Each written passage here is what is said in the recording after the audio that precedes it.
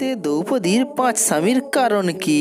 পূর্ণ তথ্য জানার জন্য ভিডিওটি প্রথম থেকে শেষ পর্যন্ত দেখতে থাকুন। আর আপনি যদি এই চ্যানেলে নতুন হয়ে থাকেন তাহলে তাড়াতাড়ি এই চ্যানেলটিকে সাবস্ক্রাইব করে পাশের বেল আইকনটি চিপে রাখুন, যাতে করে নতুন নতুন ভিডিও সর্বপ্রথম আপনার কাছে পৌঁছাতে পারে।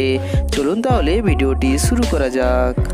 মহাভারতে দ্রৌপদী এবং তার ভাই ধৃষ্টদ্যুম্ন পাঞ্চালের রাজা ধ্রুপদ কর্তৃক আয়োজিত একটি যজ্ঞ থেকে জন্মগ্রহণ করেছিলেন। অর্জুন স্বয়ংবর সভায় লক্ষ্যভেদ করার প্রতিযোগিতায় তাকে জয় করেছিলেন, কিন্তু তার শাশুড়ি কুন্তী ভুলবশত পঞ্চপাণ্ডবের সাথে তার বাগদান করে দেন এবং তিনি পঞ্চপাণ্ডবকে বিবাহ করেন। যদিও ধ্রুপদ অর্জুন কর্তৃক পরাস্ত হয়েছিলেন, তবুও অর্জুনকেই জামাতা রূপে পাওয়ার ইচ্ছা রাখতেন।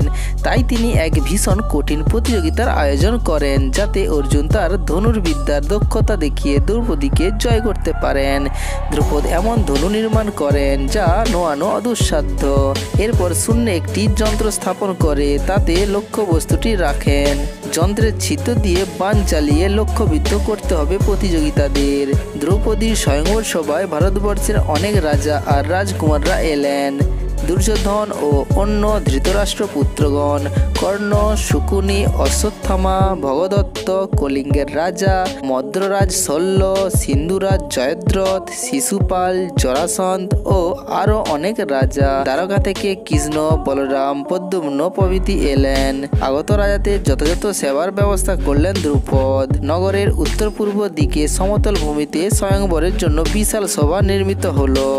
এই সভায় দ্রৌপদীর ভ্রাতা ধৃষ্টদ্যুম্ন ঘোষণা দেওয়ার দায়িত্ব পালন করেছিলেন। যে লক্ষ্যভেদ করতে পারবে সে দ্রৌপদীকে লাভ করবে, এমনটা ঘোষণা দিলেন ধৃষ্টদ্যুম্ন। স্বয়ংবর সভায় শিশুপাল ধনু তুলতে গিয়ে হাঁটু গেড়ে বসলেন।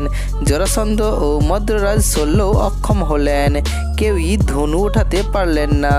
কর্ণ সেই ধনু তুলতে অসমর্থ হলেন। ব্রাহ্মণের ছদ্মবেশী অর্জুন অনায়াসে ধনুতে গুণ পরিয়ে লক্ষ্যভেদ করে দ্রৌপদীকে লাভ করেন। লক্ষ্যবিদ্ধ হয়েছে দেখে এবং অর্জুনকে নিরীক্ষণ করে দ্রৌপদী হাস্য না করেও যেন হাসতে লাগলেন। এরপর দ্রৌপদী অর্জুনকে সর্বসমক্ষে বরমাল্য পরিয়ে দিলেন। অর্জুন স্বয়ংবর সভায় লক্ষ্যভেদ করার প্রতিযোগিতায় তাকে জয় করেছিলেন, কিন্তু তার শাশুড়ি কুন্তী ভুলবশত পঞ্চপাণ্ডবের সাথে তার বাগদান করে দেন এবং তিনি পঞ্চপাণ্ডবকেই বিবাহ করেন। তো বন্ধুরা, এই ভিডিওটি যদি আপনাদের ভালো লেগে থাকে তাহলে আমাদের এই চ্যানেলটিকে লাইক, শেয়ার, কমেন্ট করবেন এবং সাবস্ক্রাইব করতে ভুলবেন না। ভিডিওটি শেষ পর্যন্ত দেখার জন্য ধন্যবাদ।